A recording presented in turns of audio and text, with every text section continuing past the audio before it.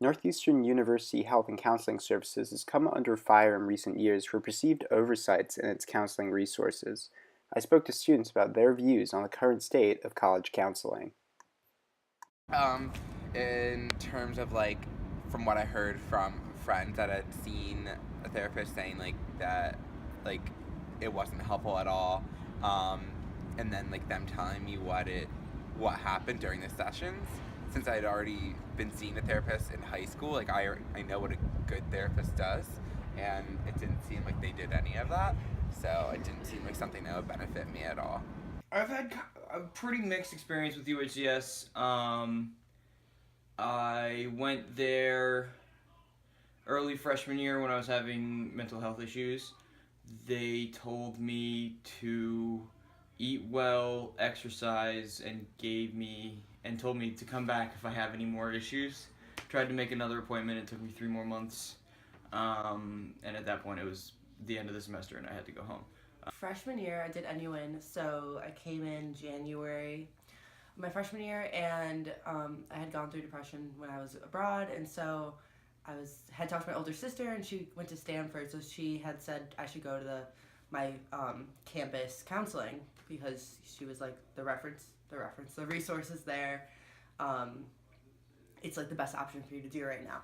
So I went in, and it took me like a month to get an initial appointment, and then I had the initial appointment, and they were kind of like, so we're in a city, like how about you go out and like find a therapist on your own, like we can get you a list.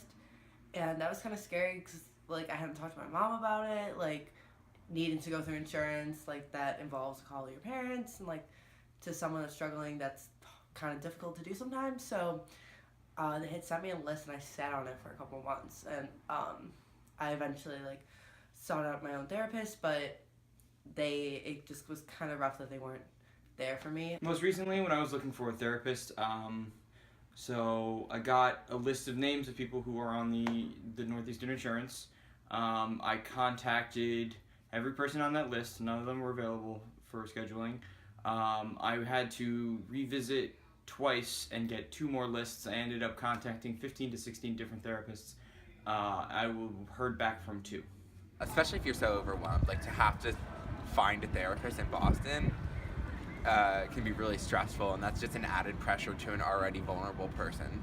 The combination of long wait times, inept and unhelpful counsel by clinicians, and a protracted referral system that's repeatedly yielded outdated information about Boston area counselors has, according to the center's critics, created a toxic situation for students in need.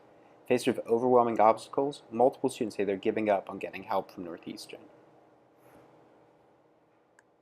Yeah, it made me really not want to seek the help because of how hard it was for me to get it. I know a lot of people that have gone through the same kind of thing as me in terms of their counseling, but I mean, I've also known people that for physical ailments, and like they break their foot and they're sitting in the waiting room for 4 hours with a broken foot and they can't get in, and so just the amount of time that they're waiting in there, and this is how they say, you know, you're supposed to have a service like ready for you when you need it, but when it's a serious emergency, they just aren't providing. So I didn't get the vibe that they were fully committed to everyone or something. I didn't get the vibe that they were prepared to actually counsel people. It seemed like they were going off of like a laundry list of advice on good living and healthy living, and just telling it to everyone who walked in the door.